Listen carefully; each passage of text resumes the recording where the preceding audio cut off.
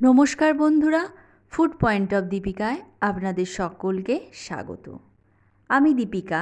আজকে আপনাদের সাথে শেয়ার করব গুগলি কারি।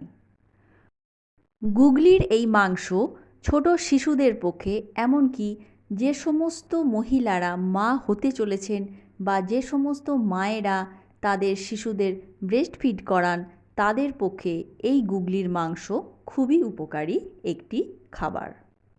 প্রথমেই আমরা দেখে নেব গুগলি কি করে আমরা পরিষ্কার করব। মার্কেট থেকে এই রকম গুগলি আপনারা অনায়াসেই পেয়ে যাবেন, কিন্তু এইভাবে আনার পর এটাকে কিন্তু পরিষ্কার করতে হয়। এটাকে আমি জল দিয়ে 2-3 বার ধুয়ে আপনাদেরকে দেখাচ্ছি। দেখুন, এর মধ্যে যে এই শক্ত অংশটা, এটাকে বাদ দিয়ে দিতে হবে। আর যেটা বাদ দিতে হবে, এই যে পিছনের এই লেজের মতো অংশটা, এটাকেও কেটে এইভাবে বাদ দিয়ে দেবেন। এইবার এই অংশটাকে খালি নিয়ে নেব। আরও একটা আমি দেখিয়ে দিচ্ছি। এইভাবে এটাকে বলে চাকি। এই চাকিটাকে আমি এইভাবে আঙুল দিয়ে বাদ দিয়ে দিলাম। আর এই পিছনের এই লম্বা মতো লেজের মতো অংশটা, এটাকেও বাদ দিয়ে দেব। এইভাবে আমি প্রত্যেকটা গুগলি পরিষ্কার করে নেব।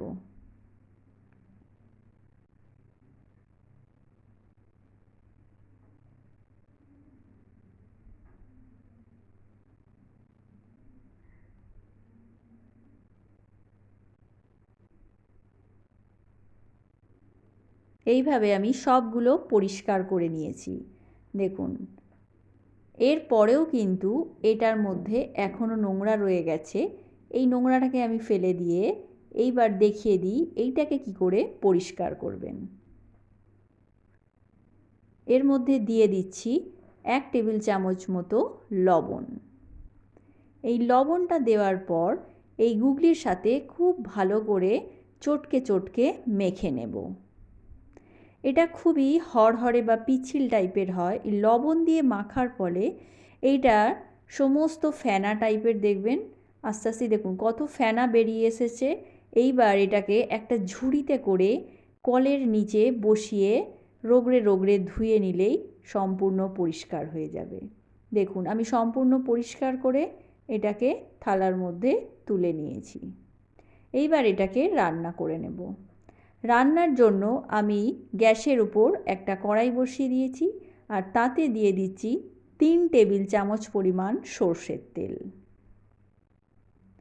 সর্ষের তেলটা গরম হয়ে গেছে। এইবার এর মধ্যে দিয়ে দিচ্ছি 3টে মিডিয়াম সাইজের কেটে রাখা আলু।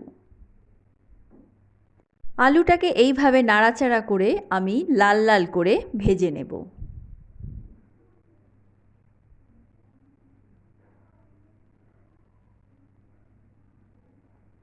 দেখুন, আলুটা আমার লাল লাল করে ভাজা হয়ে গেছে। এইবার এটাকে কড়াই থেকে উঠিয়ে নেব।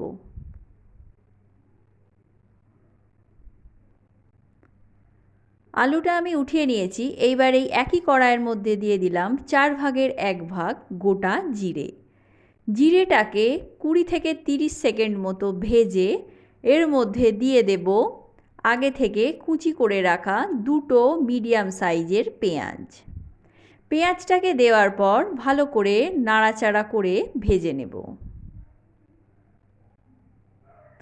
পেঁয়াজটা যাতে খুব তাড়াতাড়ি নরম হয়ে যায়, তার জন্য এখানে দিয়ে দিলাম স্বাদ অনুযায়ী লবণ, আর দিয়ে দেব 4 ভাগের 1 ভাগ হলুদ গুঁড়ো। লবণ আর হলুদটাকে মিশিয়ে ভালো করে পেঁয়াজটাকে 2 থেকে 3 মিনিটের জন্য ভেজে নেব।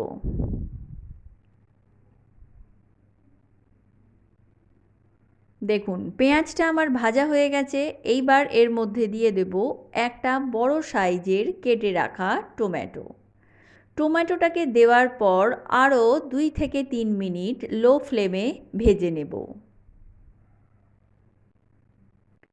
পেঁয়াজ আর টমেটোটা আমার ভাজা হয়ে গেছে। এইবার এর মধ্যে দিয়ে দিচ্ছি 1/2 টেবিল চামচ পরিমাণ লাল লঙ্কার গুঁড়ো আর 4 ভাগের 1 ভাগ ঝাল লঙ্কার গুঁড়ো।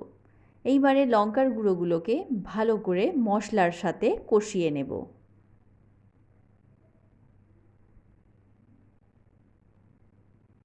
মশলাটা আমার কষানো হয়ে গেছে। এইবার দিয়ে দেব পরিষ্কার করে রাখা গুগলির মাংস।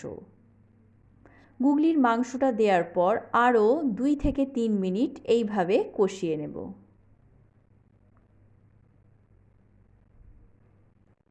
চিকেন বা মাটন যেভাবে রান্না করে সেইভাবেই এটা রান্না করে নিতে হবে। সেদ্ধ করে জল ফেলে দেওয়ার মতো কিছুই নেই। এতে করে আমার মনে হয় এর গুডনেসটা কিন্তু অনেকটাই চলে যাবে। 2 থেকে 3 মিনিট আমার কষানো হয়ে গেছে। এইবার এর মধ্যে দিয়ে দেব ভেজে রাখা আলু। ভেজে রাখা আলুটা দেওয়ার পর আরও 2 থেকে 3 মিনিট এইভাবে কষিয়ে নেব।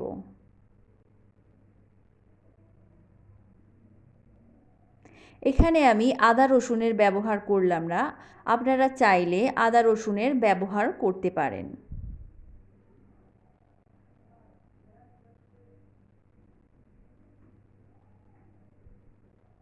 দুই থেকে 3 মিনিট আমার হয়ে গেছে। এইবার দিয়ে দেব নর্মাল টেম্পারেচারের 250 গ্রাম পরিমাণ জল। এখানে জলটা একটু বেশি দিতে হবে, কারণ এই গুগলিগুলো সেদ্ধ হতে একটু সময় লাগে।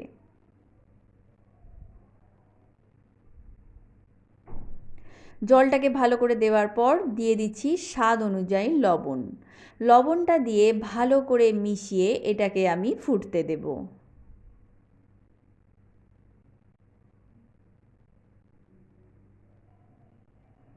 ফুটে গেছে। এইবার এটাকে ঢেকে 10 থেকে 15 মিনিট লো ফ্লেমে আমি এটাকে কুক করে নেব। ফিরে আসছি 15 মিনিট পর। 15 মিনিট পর একটু ভালো করে চেক করে নেব। আলুগুলো আমার সেদ্ধ হয়ে গেছে। এইবারে দেখে নেব গুগলির মাংসটা ঠিকঠাক সেদ্ধ হয়েছে কিনা।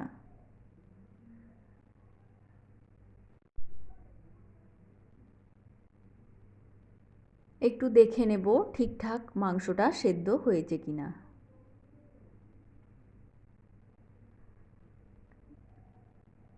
দেখুন, এটা নখ দিয়ে প্রেস করলে এটা কিন্তু কেটে যাচ্ছে, তার মানে এটা ঠিকঠাক সেদ্ধ হয়ে গেছে।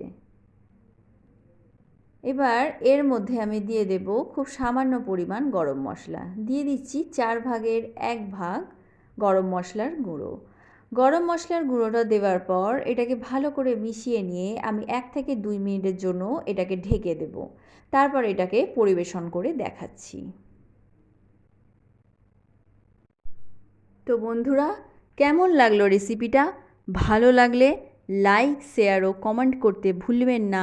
আর আমার চ্যানেলে নতুন হয়ে থাকলে চ্যানেলটা সাবস্ক্রাইব করার অনুরোধ রইল। পাশে থাকা বেল আইকনটা প্রেস করে দেবেন, যাতে করে আমি চ্যানেলে নতুন কোনো ভিডিও দিলে তার আপডেট আপনি পেতে পারেন। তো আজকের মতো এ পর্যন্তই। আবার দেখা হবে অন্য কোনো রেসিপি নিয়ে। ততক্ষণের জন্য নমস্কার।